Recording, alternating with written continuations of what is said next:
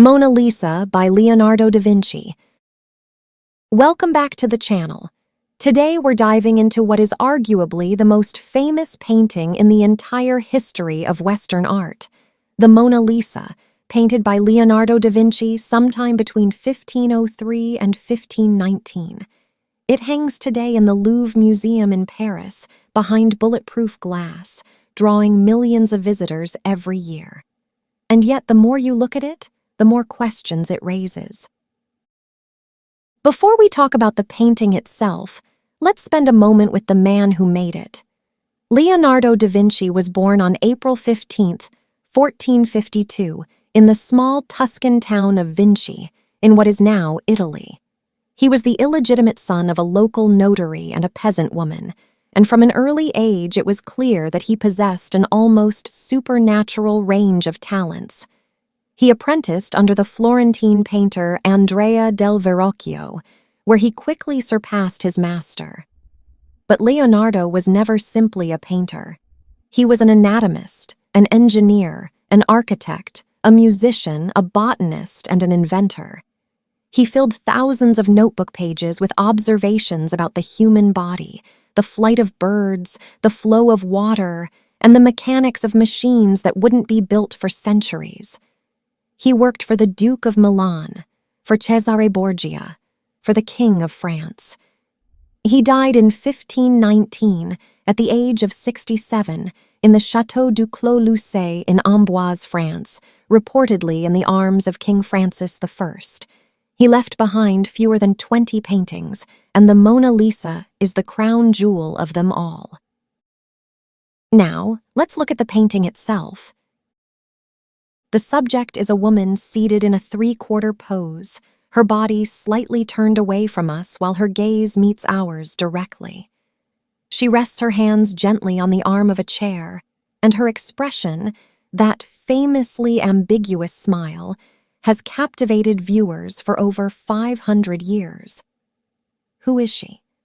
The most widely accepted theory is that she is Lisa Gherardini, the wife of a Florentine merchant named Francesco del Giocondo.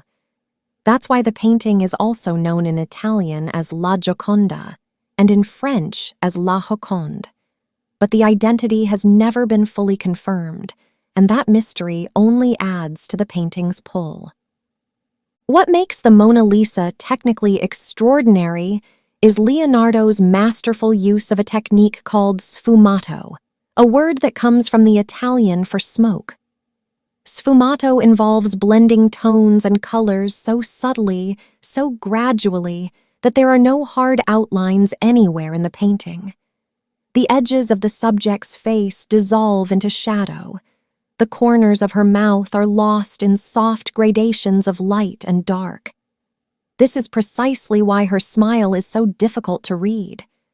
Depending on the angle you look at her from, or where your eye is focused, the expression seems to shift. Neuroscientists have actually studied this phenomenon and found that the smile appears to change based on which part of the image your peripheral vision is processing. It is, in a very real sense, a painting that behaves differently depending on how you look at it. Now take your eyes off her face for a moment and look at the background. Behind her, there is a vast, dreamlike landscape, mountains, winding rivers, bridges, rocky formations dissolving into haze. It's not a real place. It is an imaginary, almost geological vision of the world, painted with extraordinary atmospheric perspective. Notice how the landscape on the left appears to sit at a slightly different level than the landscape on the right. This asymmetry was intentional. It subtly destabilizes the composition, creating a sense of unreality and depth that goes far beyond what any simple backdrop could achieve. Leonardo painted the Mona Lisa on a panel of white Lombardy poplar wood using oil paint, a relatively new medium in Italy at the time, imported from Northern Europe.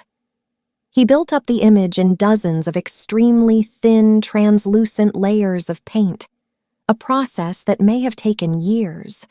The craquelure, the network of tiny cracks you see across the surface, is the result of 5 centuries of aging. But even through that cracking, the luminosity of the skin tones survives. The composition itself is a marvel of balance. The figure is framed by 2 painted columns on either side, though their bases are now cut off because the painting was trimmed at some point after Leonardo's death. The woman's folded hands anchor the lower third of the composition, drawing your eye upward along her arms, to her neckline, and ultimately to her face. Everything in the painting points toward her, and yet she doesn't seem aware of being observed. There is a quality of interiority to her. She seems to be thinking about something we cannot access. That psychological depth is perhaps the Mona Lisa's greatest achievement. Before Leonardo, portraits were largely formal, stiff records of a person's appearance and social standing. The Mona Lisa introduced something radically new, the idea that a portrait could capture not just a face, but a mind. Not just what a person looks like, but what it feels like to be in their presence. The painting has had an extraordinary life beyond Leonardo's studio. It was owned by the French royal family, displayed at Versailles, hung in Napoleon's bedroom for a time, and eventually moved to the Louvre. In 1911, it was famously stolen by an Italian handyman named Vincenzo Peruggia, who had hidden inside the museum overnight, walked out with the painting under his coat, and kept it hidden in his apartment in Florence for 2 years before trying to sell it. The theft made the Mona Lisa a global sensation in a way it had never been before. When it was recovered and returned to the Louvre, it was greeted like a national hero. Today, the Mona Lisa is something more than a painting.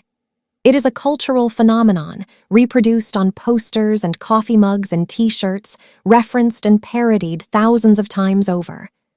Some critics argue that its fame has actually made it harder to see clearly, that we come to it already carrying too many layers of expectation and irony.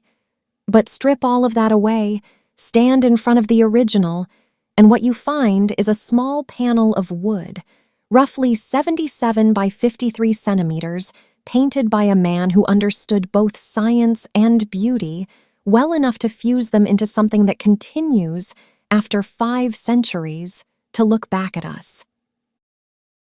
That's the Mona Lisa. If you enjoyed this analysis, hit subscribe and leave a comment below.